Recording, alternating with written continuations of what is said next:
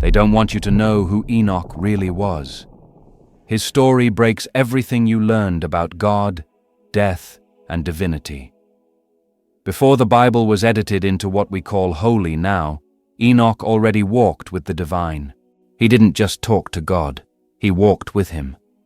Then he vanished, not because he died, but because he rose up. No funeral, no grave, just gone. But that's only the start. His story, hidden in old texts and removed from main religions, is like a spiritual bomb. It threatens to break down systems built on fear and obedience. Enoch wasn't made up. He was the model, a human who went beyond his physical body. If they told you his full story, you'd ask questions that religion, science, and society don't want to answer. Now that you're here, let's see what they tried to hide in Genesis. Among all the patriarchs and prophets, there's one line that changes everything. Enoch walked with God, and he was not, for God took him. That's all. No details, just a line suggesting something so big it should have changed theology. Enoch didn't die. He was taken. Yet most people raised in religious traditions never heard much about him beyond that single sentence. Why? Because if you look deeper into who Enoch really was, you find a story too powerful to leave out in the open. Enoch lived 365 years, a number that mirrors the days of a solar year. During that time, he became more than human. Unlike other prophets who only spoke about God, Enoch walked with him. He wasn't just getting commands. He was invited into a relationship with the divine that went beyond earthly limits. According to old texts, Enoch didn't just walk with God in a symbolic way. He was lifted up, taken through the heavens, and shown how the universe works. Eventually, he changed into something that no longer belonged to this world. But that version of Enoch, the one who travels through the heavens, the one who becomes light, isn't in the Bible most people read. It's in a book they removed, the Book of Enoch, an old text once valued by early Jews and Christians, later deemed too risky, too mystical to be included. So it was erased, left out, buried, but not forgotten. Those who've read the Book of Enoch describe a story unlike anything else in religious writing. He's not just a prophet, he's a witness who traveled between worlds. Angels take him into places beyond our understanding and show him visions of judgment, cosmic law, the rise and fall of civilizations, and what happens to souls. He becomes the bridge between the earthly and the divine.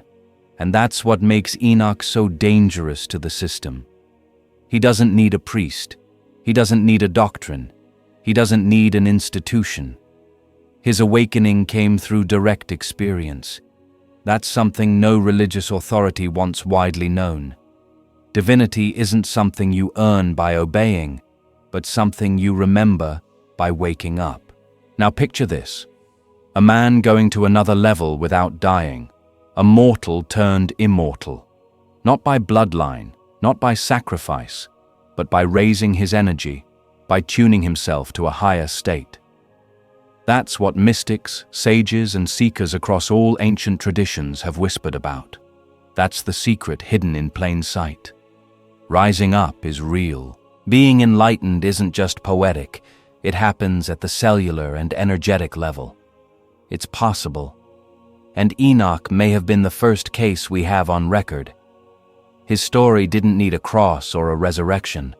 It didn't need a big show, just a quiet exit, a divine change, and a legacy they've tried to erase for over 2,000 years. Because if people knew a man could rise without dying, could grow without permission, could talk with God without a religious institution, it would break the system. Enoch didn't just walk with God. He left the blueprint behind.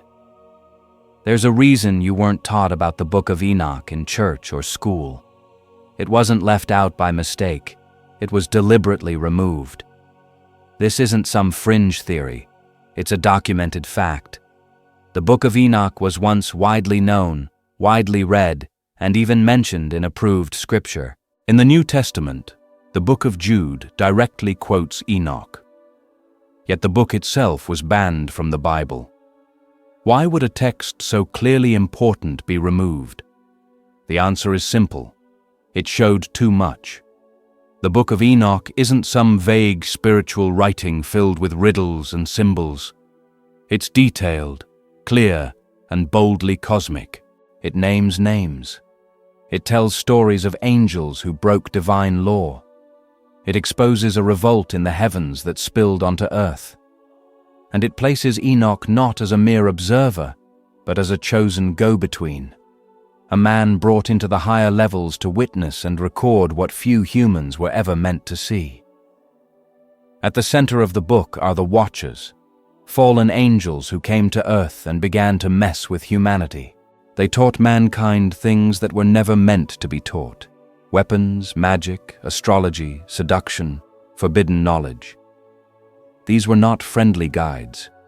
They were beings who crossed lines, corrupted creation, and changed human history. The result? The birth of the Nephilim, giants, hybrids, beings of huge power and chaos that roamed the earth and spoiled it. As the world fell deeper into decay, Enoch was sent to deliver the message of judgment. Think about what that means. A sacred text older than most of the Bible describing a war between divine forces, a contamination of human DNA, and a cosmic court where even angels are held accountable. This isn't mythology. It's spiritual history that was too dangerous for the ruling powers to allow. Because if people understood that humanity had been tampered with, that divine beings once walked among us and changed our growth, then everything changes. Religion, origin stories, divine authority, all of it needs to be looked at again. The early church fathers knew this. They feared what the book of Enoch would wake up in people. Not fear of God, but curiosity. Not blind faith, but awareness. And most of all, the scary possibility that ordinary humans, just like Enoch, could have direct access to the divine without needing a middleman. That's why they buried the book. Not because it was false, but because it couldn't be controlled. And yet, despite centuries of suppression, the Book of Enoch never truly vanished. It survived through Ethiopian Christianity, through ancient scholars, through mystics who saw in Enoch a mirror of what we could all become. It was passed in whispers, protected in shadows. And now it's coming back because people are ready again, ready to remember. Reading the Book of Enoch is not like reading scripture. It's more like decoding a cosmic transmission. You begin to see the layers, how the heavens are structured, how beings of light and darkness operate, and how the soul's path is mapped long before we're even born. Enoch wasn't writing poetry. He was documenting dimensional law.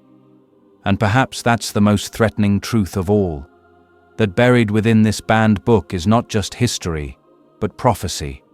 A warning, yes, but also a key to understanding our origins, our ability, and the battle still happening all around us. They told you the Bible was complete, but they left out the book that shows the structure behind it all. The story of Enoch wasn't lost. It was hidden because it opens something they can't afford for you to remember. Enoch wasn't just a holy man. He was a traveler, someone who crossed the barrier between dimensions and returned with truths that rewrite everything we think we know about life, death, and the structure of the cosmos. He didn't get visions the way other prophets did. He didn't just hear a voice or have a dream. He was taken, carried by beings of light, angels, watchers, higher intelligences, and shown how reality works firsthand. He wrote not from imagination, but from experience. The Book of Enoch tells us he was taken through multiple levels of heaven, each place more complex, more radiant, and harder to describe than the last. He speaks of crystal landscapes, of towers of fire and light, of beings that can't be put into words. He describes a cosmic order, forces that maintain the universe, carry out justice, record time, and watch over souls. These weren't symbols, they were meetings. Enoch was being taught, not by humans, not by scriptures, but by the structure of the divine itself. It's no accident that ancient mystical traditions, from Kabbalah to Hermeticism, from the Egyptian Book of the Dead to Eastern philosophies, all speak of layered heavens, rising planes, and keepers of cosmic law. Enoch saw what the mystics have always hinted at. The physical world is just the surface, a ripple in a much deeper ocean of existence. And we are not separate from it. We're woven into it. Enoch's job was to see it, record it, and return with a map. But the trip changed him. Enoch didn't just visit the heavens, he grew. The more time he spent among celestial beings, the more he began to look like them, not in shape, but in nature. His energy changed, his understanding widened. He became something else, something different, and that change ended in the most mysterious twist of all, his rise to become Metatron. Most people outside of mystical traditions have never heard of Metatron, but in ancient esoteric texts, Metatron is one of the highest archangels, sitting next to the throne of God, keeper of divine records, scribe of the eternal. And that being, according to tradition, was once human, was once Enoch. Think about what that means. A man, a mortal, was changed into an immortal, transcendent entity, not through death, but through conscious growth, through harmony, through initiation. He wasn't chosen because he was perfect. He was chosen because he was ready. He accepted the trip. He said yes to the unknown. And that choice, his willingness to go where others wouldn't, was what allowed him to become what others couldn't. This idea isn't strange. Many spiritual traditions believe that humans can rise, that there is a path of light, a stairway within the self that leads to something greater. Jesus, Buddha, Krishna, all talked about going beyond the flesh, of reaching a state beyond suffering, beyond limits. Enoch may have been one of the first to walk that path and leave behind clues for the rest of us. That's why he's been buried, because Enoch doesn't just tell a story. He brings a threat to every system that says you're small, you're weak, you're dependent. His life is a spiritual stand against helplessness. He showed that the divine isn't just for gods, that a human can become something more, not through bloodlines, not through rules, but through waking up, through remembering. Enoch broke the wall between human and divine, and in doing so, he showed the truth that they don't want you to know. That wall was never real to begin with.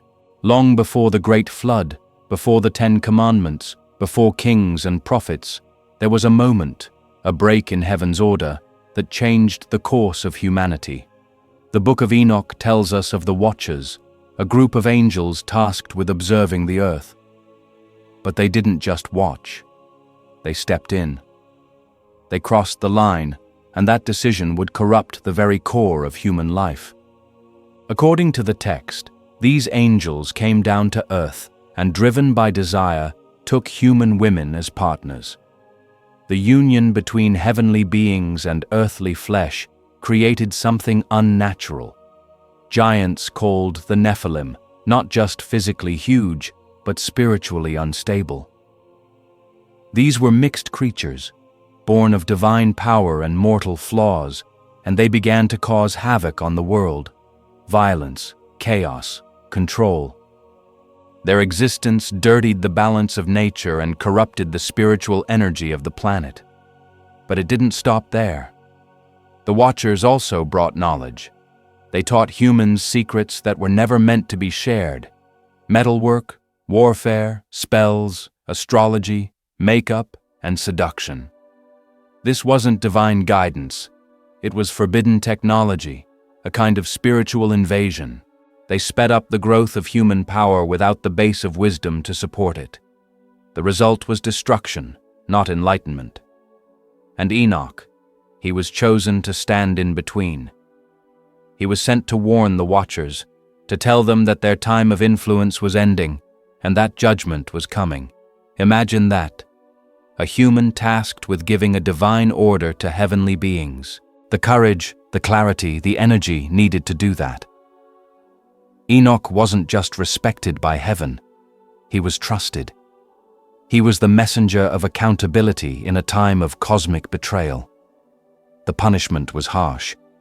The Watchers were tied up and thrown into the depths, their influence cut off. Their children, those born of spiritual and fleshly revolt, were left to die in the cleansing flood that would reset the earth.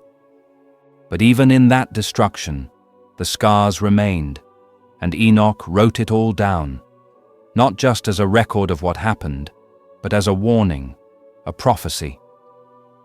Because the story of the Watchers isn't just about the past, it's a cycle, one that repeats when knowledge is separated from wisdom, when power is chased without purpose, when divine boundaries are crossed in pride rather than understanding. Look at the world today. Humanity chasing artificial intelligence without spiritual grounding, playing with genetic changes like it's a toy, changing consciousness with chemicals while cutting the soul from its source. The echoes of the Watchers are everywhere. The corruption Enoch warned about has returned, just dressed in silicon instead of stone. That's why the Book of Enoch feels less like ancient mythology and more like a mirror.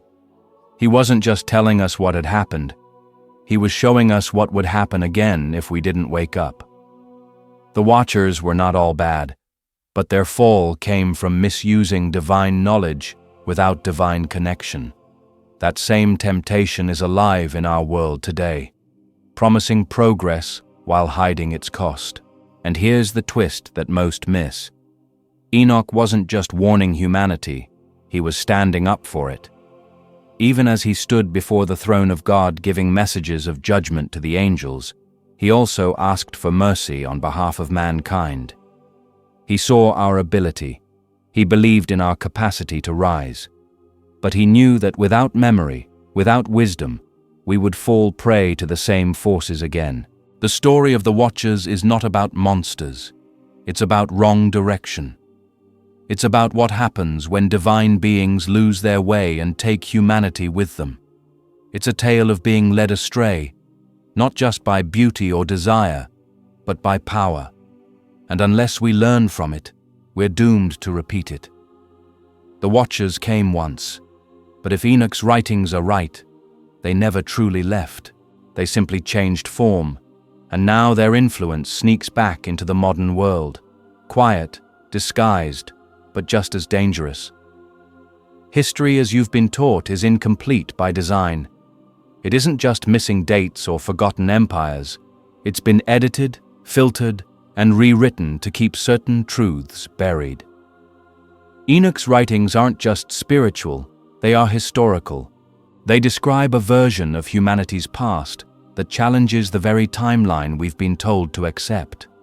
And if even half of it is true, then our origins are far older, far more advanced, and far more mixed with divine forces than we've been led to believe. In the Book of Enoch, we see glimpses of a world that comes before known civilization, a time when humans were already engaged with celestial beings, receiving knowledge, facing consequences, and seeing events that don't show up in any textbook. The descriptions of the earth, the heavens, the stars, and the Watchers hint at an ordered universe where every law has a spiritual match. Enoch wasn't watching primitive people. He was describing a culture with access to the stars, to cosmic cycles, to an advanced understanding that modern science is only beginning to find again. And this isn't limited to one culture or one text. The echoes of Enoch's story stretch across continents. In ancient Sumerian texts, we read about the Anunnaki, beings from the sky who came down and changed humanity. In Mesoamerican mythology, feathered serpents like Quetzalcoatl are said to have brought divine wisdom and were later feared or cast out. In Egypt, Thoth is described as a scribe of the gods, a being of wisdom and magic. All of these stories, separated by oceans and thousands of years, follow the same beat. Divine visitors, forbidden knowledge, a fall, a flood, and a reset. Enoch doesn't go against these myths. He connects them. What if Enoch wasn't just a prophet, but a witness to a forgotten chapter of human history? A chapter that was deliberately erased. His records suggest that humanity was once spiritually advanced, not just with technology, but with energy, that we once lived in tune with celestial cycles, understood the soul's path, and had open communication with higher levels. And then something changed. Corruption spread. The divine frequency was distorted. Civilizations fell, and history as we know it began with memory loss. The flood isn't just a story about rain. It's about memory being wiped clean, a reset not just of land, but of legacy. And Enoch was the thread connecting what came before to what would come after. He was the bridge, which is why his story was never meant to survive in public hands. Because remembering him means remembering what we were capable of and what was taken from us. Mainstream historians will tell you civilization began 5,000 or 6,000 years ago.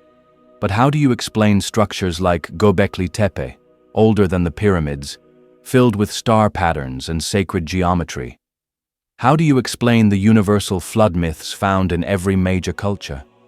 How do you explain ancient knowledge of celestial mechanics encoded in temples long before telescopes? Enoch's writings were not fiction. They were pieces of a deeper truth, a hidden line of human ability buried beneath layers of doctrine, empire, and silence. And the reason his story was removed from the Bible is because it doesn't support the version of humanity that leaves you powerless, waiting, disconnected. His story tells you we were once more, and that we can be again. And that's what they fear. Not your curiosity, but your remembrance. Because once you remember who you were, the world they've built around your forgetfulness begins to crack. You stop obeying, you stop buying, you start questioning, you start listening, not to the noise outside, but to the ancient signals still beating inside your soul. Enoch is more than a historical figure. He's a key, a time capsule encoded in language, myth, and memory. He reminds us that what was buried can be dug up, and what was erased can be rewritten, not just in history books, but in who we are becoming. If you believe death is the end, you've already accepted a lie so deeply woven into our world that even questioning it sounds crazy. But what if death, as we understand it, isn't a law? It's a limit placed on us by systems that gain from our fear. Enoch's story takes apart the idea that death is final. He wasn't buried, wasn't mourned, and wasn't laid to rest. He was taken alive, changed, raised up. And if that's true, then death is not a door that closes, but one that opens. The real question is, to what? Mainstream religion teaches that death is the price of sin, that we live once, die, and await judgment. But Enoch's life doesn't fit that model. He lived well and never died, not because he earned some divine pass, but because he embodied an energy that allowed him to move on while still in the flesh. His story implies that the laws governing life and death are far more flexible than we're told, that the soul isn't stuck in this physical plane, but can rise consciously, on purpose. Awake. The Book of Enoch describes multiple levels of heaven, structured dimensions of existence, and each one shows more about the soul's trip beyond the body. Enoch wasn't afraid of death because he understood it. He saw what waited beyond. He talked with it. And that understanding removed the fear that chains most people to lives of quiet desperation. If you remove fear of death, you remove the greatest weapon used to keep you obedient. He speaks of places where souls are kept, where energy is balanced, where time itself works differently. He describes systems of divine justice and order, rules not made by men in robes, but by the structure of creation itself. These aren't stories, they're coordinates. And when you study them, not with blind belief but open awareness, you begin to see a pattern. Death is not the end of life. It's the end of illusion. And here's where it gets uncomfortable. What if we were never meant to die in the way we do now? What if early aging, decay, and suffering aren't part of the natural human experience, but the result of spiritual disconnection? Enoch didn't die because he lived in tune with the divine rhythm. He was not perfect, but he was aware. He lived consciously, not mechanically. That awareness raised his vibration to a level where transition was not destruction, but change of form. Ancient cultures all over the world echo this idea.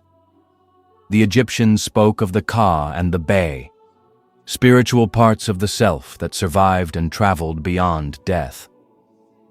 Tibetan mystics spoke of the rainbow body, a change of flesh into light through deep spiritual practice.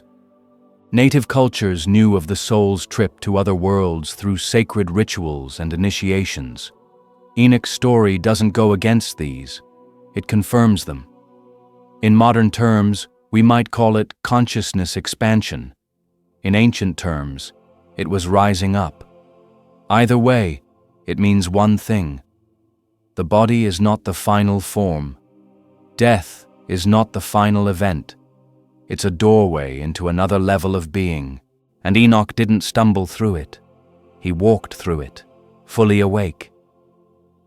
If you knew that death was just a change, would you live differently?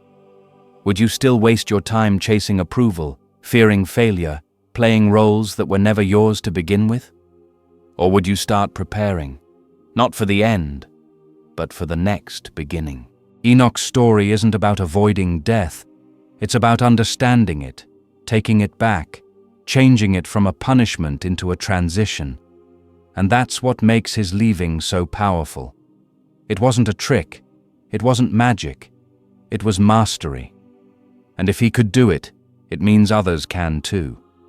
Not by copying rituals, but by remembering who and what we truly are.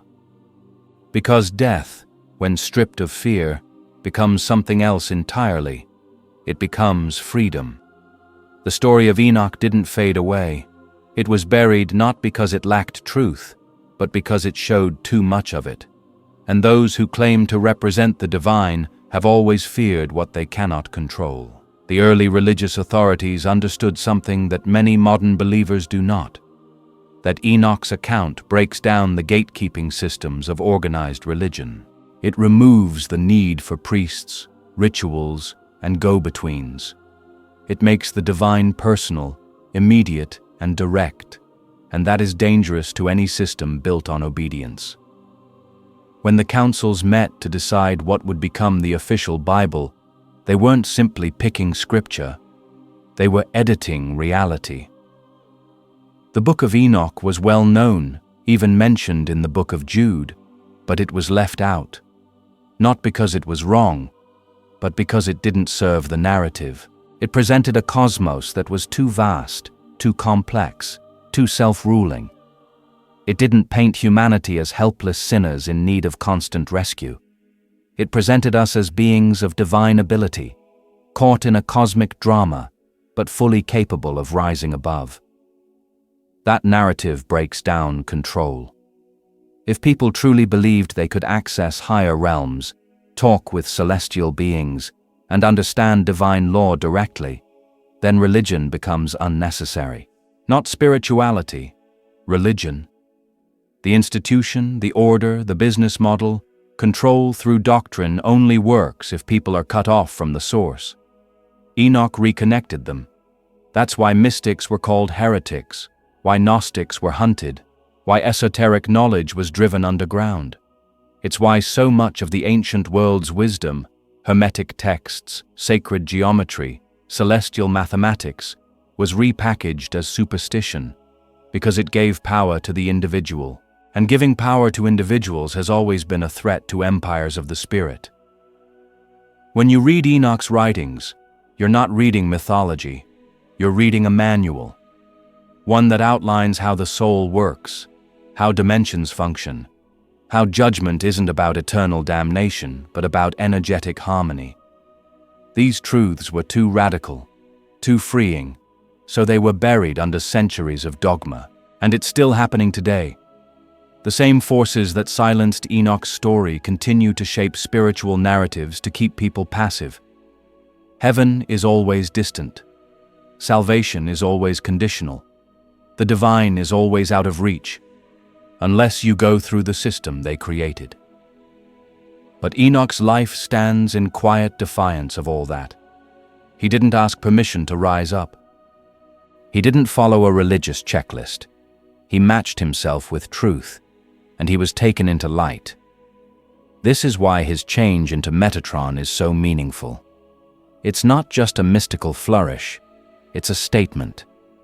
A man becoming an archangel means the divide between human and divine is not as wide as we've been taught.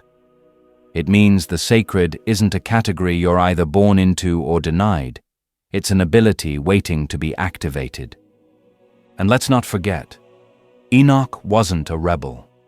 He didn't rage against God. He didn't preach destruction. He lived in harmony with divine law. He obeyed the highest order, not the one created by institutions, but the one woven into the fabric of the universe itself. That's the real threat. Not rebellion, but harmony. Because a person in harmony doesn't need control, doesn't need guilt, doesn't need saving, and that makes them uncontrollable. When religions stripped Enoch from their texts, they weren't just silencing a prophet. They were cutting out the part of the story that reminded us of our own divinity, the part that said, "You don't need to die to rise," the part that whispered, "You were never just flesh." So now here we are, with Enoch's story rising again, not in temples or institutions, but in the hearts of seekers who are no longer satisfied with half-truths. You don't need a robe or a title to reclaim what was taken. You just need to remember. Remember that long before doctrine there was knowing, long before religion there was light, and long before fear there was Enoch walking with God, unafraid and fully awake. There's a reason Enoch's story is coming back now, not decades ago, not centuries ago, but in this exact moment of human history. The world feels like it's teetering on the edge of something final, where technology is speeding up faster than wisdom, where spiritual emptiness is disguised as modern progress, and where truth is becoming harder to spot beneath layers of noise and control. Enoch's voice, once buried, is starting to echo again. And that's not an accident. It's a calling. Enoch lived in a time when humanity was being reshaped by forces beyond its understanding. The Watchers came down, bringing forbidden knowledge and creating chaos under the guise of advancement. Today we face a similar invasion, not from the skies, but from our own hands. Artificial intelligence, digital spying, genetic engineering, consciousness control. It's all happening in front of us, wrapped in convenience, speed, and innovation. But behind the sleek packaging, there's a deeper question. Are we rising up, or are we being led astray? That's why Enoch's story matters more than ever, because we're once again on the edge of change. But unlike Enoch, who was guided by divine order, we're surrounded by fake frequencies, spiritual disconnection, and systems designed to distract rather than awaken.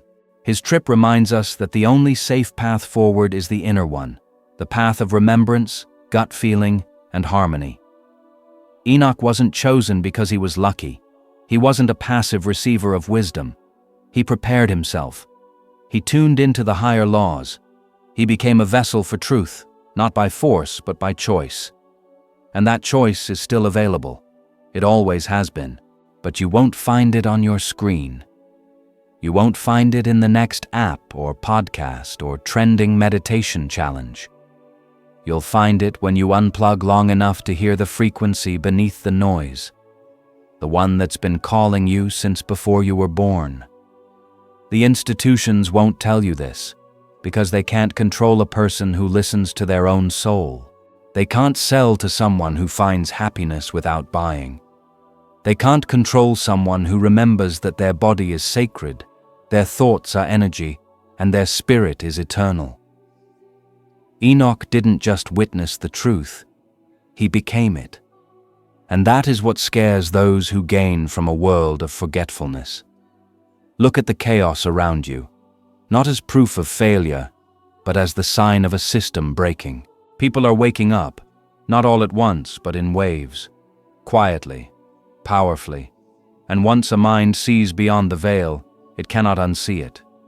The illusions lose their grip, the fear stops working, and suddenly one's soul becomes a light in the dark. Enoch was that light once. Now it's your turn.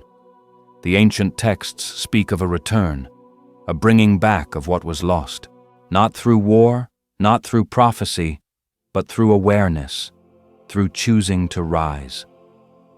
That's what Enoch's story has always been about.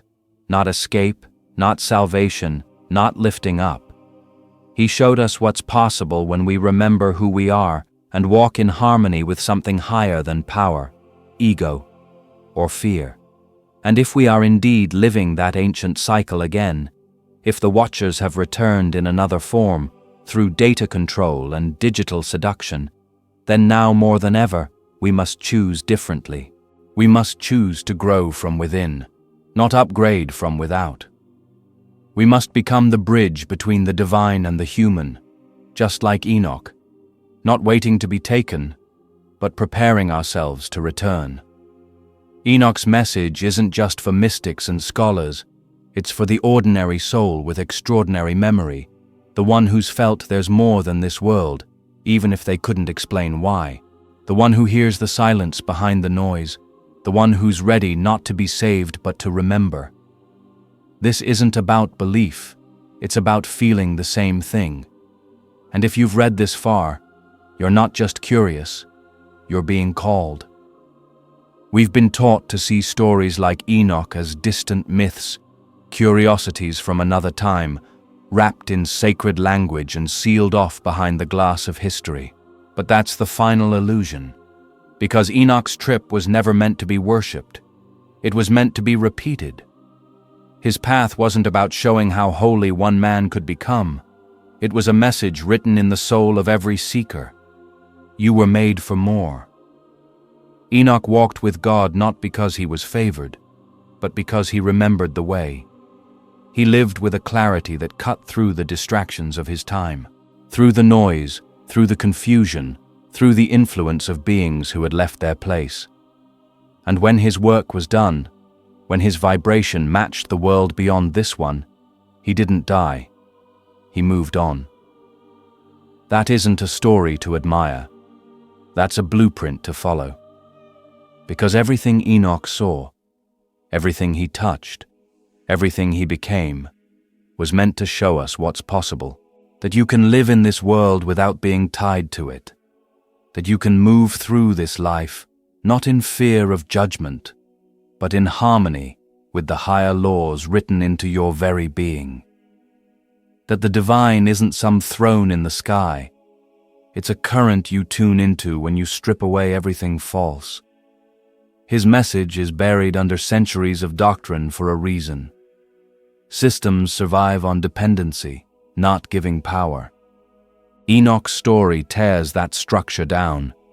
It tells you there is no middleman, no priest, no ritual, just you, your inner knowing, and the courage to walk a path very few are willing to, the path of remembering, of fixing your place, of taking back your place in the divine order. Not as a follower, but as a conscious taker of part. You weren't born to wait for a savior. You were born to become a light, a bridge, a frequency that lifts the group. And that trip doesn't require a temple. It begins where you are, with the questions you're already asking, with the discomfort you feel when the world tries to sell you certainty and your soul whispers, "There's more." Enoch didn't escape the world. He filled his purpose in it, and then he grew beyond it. You can too, but you must start by letting go of the story they wrote for you, the one that says you're small, broken, lost, and unworthy. That story was engineered. You don't have to carry it anymore. You are not lost, you are waking up. And the more you wake up, the more you'll start to see the signs, the chance meetings, the ancient truths rising back to the surface. The more you'll know Enoch's trip was never just his. It was a seed planted in time, waiting for a group brave enough to follow it. This isn't a coincidence. You didn't land here by accident. You're here because something inside you knows what the world has forgotten. You're here because the veil is getting thinner, and you're finally ready to walk through it. The age of remembering is now, and Enoch's path, the path of truth, of rising up, of inner mastery, is still open. If you're serious about this trip, my school is where it continues. I share what can't be said publicly, including your free ebook. Sign up while it's still available. The truth is, the story was never lost. It's been living inside you this whole time, waiting to be unlocked. The man who walked with God was just the first to remember. Now it's your turn. Take the step. Walk the path. Light the way. Because your soul didn't come here to fit in. It came here to grow. If this text spoke to you, let me know by saying, I understood it.